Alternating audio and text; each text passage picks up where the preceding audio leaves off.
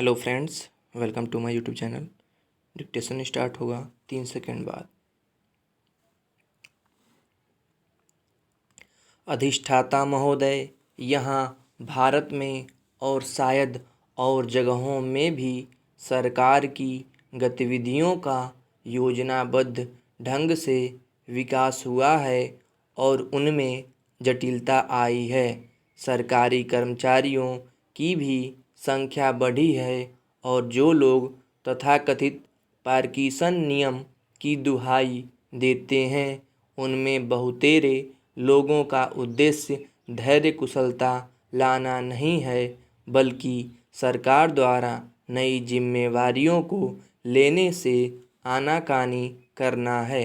जैसे जैसे जनता का आग्रह और उसकी आवश्यकताएं बढ़ती गई हैं, सरकारी कामकाज भी बढ़े हैं। हमारे देश ने सरकार और सरकारी स्टाफ के संबंध में नकारात्मक रवैये को स्वीकार न करके उचित ही किया है।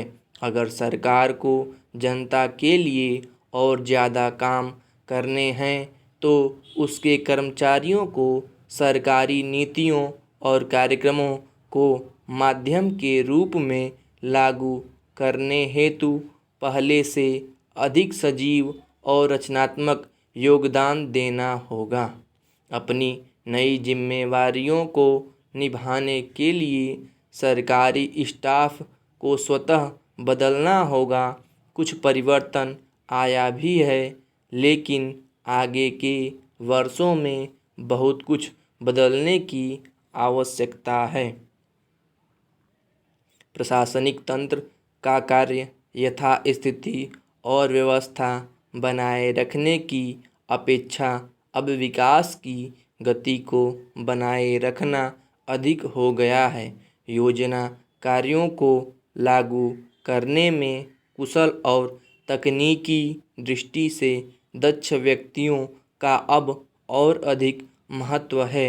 इसके लिए ऐसा करना है कि पहले ही स्वयं सिद्ध मानी जाने वाली बातें भी काम में रुकावट न बनने पाएं।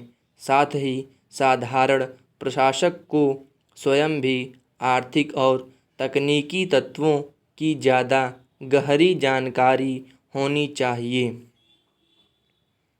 आज प्रत्येक देश में विशेषज्ञों और साधारण प्रशासकों के बीच संघर्ष की स्थिति पाई जाती है। हमारा उद्देश्य यह होना चाहिए कि देश को इन दोनों से सर्वोत्तम लाभ मिल सके। कभी कभी मुझे पता चलता है कि हमारे विशेषज्ञ पर्याप्त विशेषज्ञता से युक्त नहीं होते और वे आपसी लड़ाई झगड़ों तथा अपने को औरों से श्रेष्ठ समझने की मानवोचित दुर्बलता से भी ऊपर नहीं होते।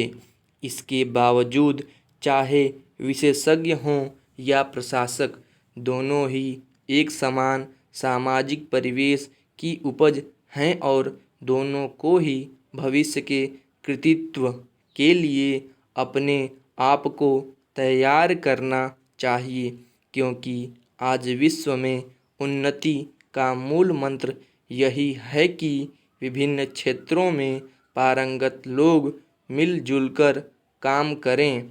हमें इस परिप्रेक्ष्य को ध्यान में रखकर ही विभिन्न प्रकार के सरकारी स्टाफ की भर्ती व प्रशिक्षण की नीतियों पर पुनर्विचार और करना चाहिए।